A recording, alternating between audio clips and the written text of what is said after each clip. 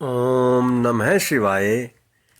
भक्तों, आइए आपको सुनाते हैं अनिरुद्ध को बाण द्वारा नागपाश में बांधना तथा दुर्गा की कृपा से उसका मुक्त होना कथा। 53वां अध्याय, पंचम खंड, श्री रुद्र संहिता, शिव महापुराण।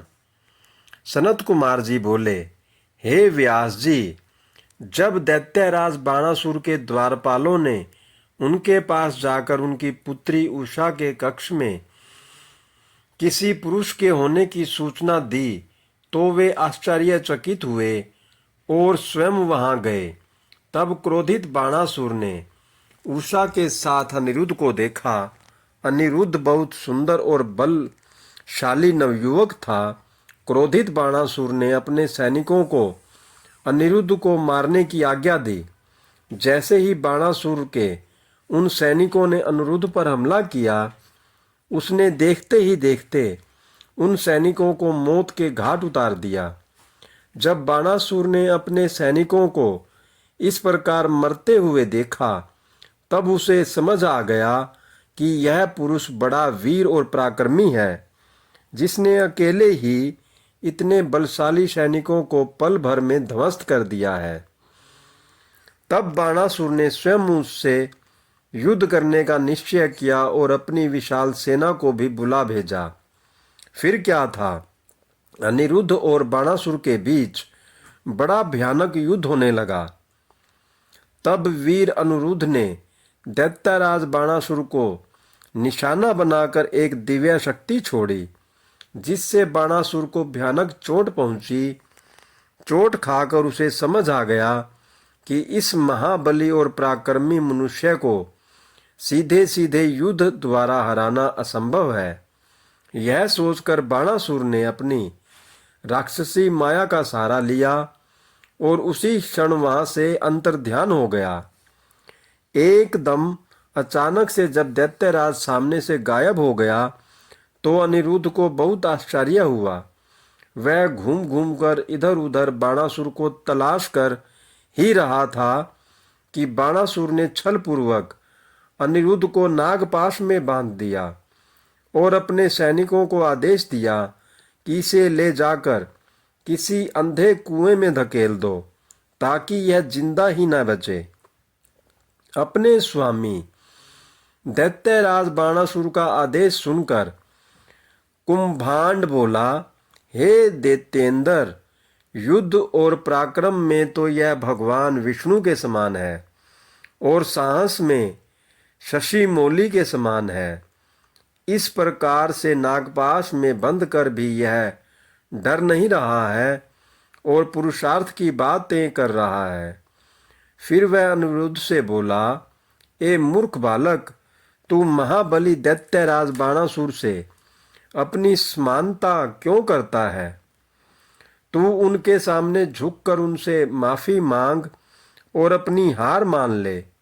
वे निश्चय ही तुझे क्षमा कर नागपाश से मुक्त कर देंगे।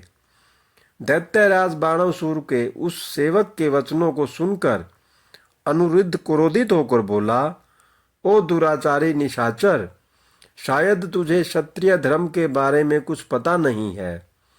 शूरवीर के लिए युद्ध में पीठ दिखाना मरने से भी बढ़कर है।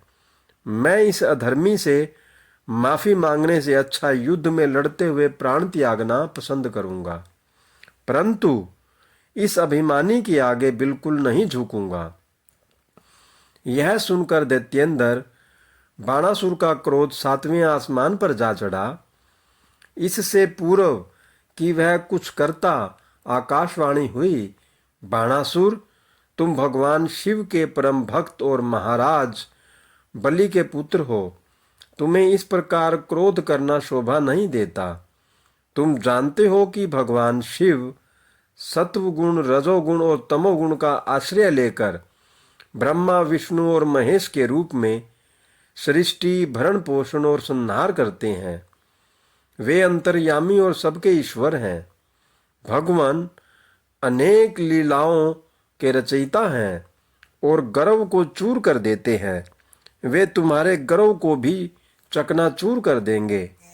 आकाशवाणी सुनकर बाणासुर ने अनिरुद्ध का वध करने का विचार छोड़ दिया और अनिरुद्ध को जेल में छोड़कर चला गया। नागपाश में बंधे हुए अनिरुद्ध को बड़ा कष्ट हो रहा था।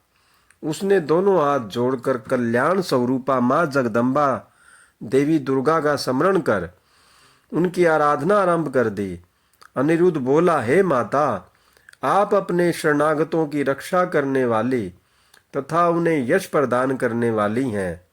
देवी, मैं नागपाश में बंधा हूँ और नागों के जहर की ज्वाला मुझे जला रही है। हे माता, मेरी रक्षा कीजिए। अनिरुद्ध की इस प्रकार अनुरोध भरी विनम्र प्रार्थना सुनकर देवी कालिका वहां प्रकट हो गई और उन्होंने अपने जोरदार मुक्कों के प्रहार से पल भर में ही उसे नागपाश से मुक्त करा दिया तथा अंतर्ध्यान हो गई।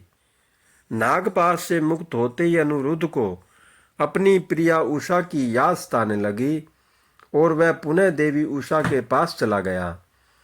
उषा अनिरुद्ध को देखकर बहुत प्रसन्न हुई और उसके गले लग गई। तब वे दोनों सुखपूर्वक विहार करने लगे।